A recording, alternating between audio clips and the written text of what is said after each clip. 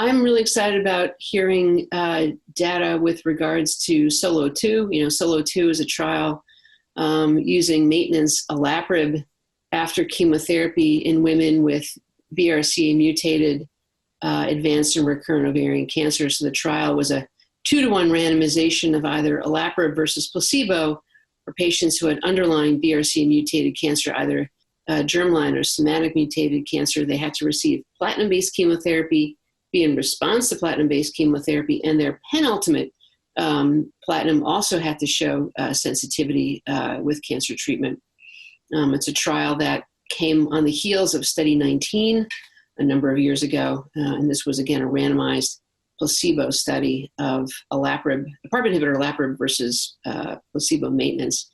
We already know that this trial, SOLO2, as well as other trials, including NOVA and Ariel 3, showed significant progression-free survival benefit for the use of a PARP inhibitor in the maintenance setting versus placebo.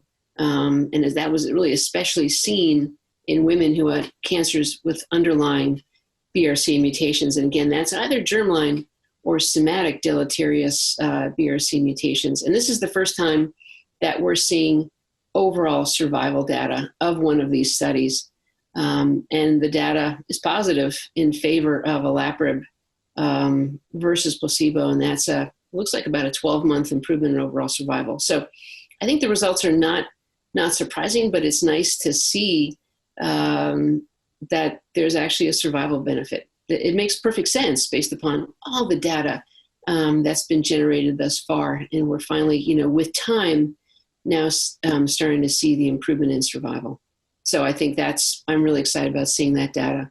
I'm also excited about seeing the mirvetuximab plus bevacizumab data presented by my colleague, Dave O'Malley. I'm on that paper, and mirvetuximab is a drug which is an antibody-drug conjugate against the folate receptor alpha. And this drug has been tested for a while, and I've worked with this medication for a number of years previously, and it really has activity in the setting of recurrent ovarian cancer using the biomarker of folate receptor alpha positivity. And what he's presenting is the phase 2 data of mirvetuximab plus bevacizumab.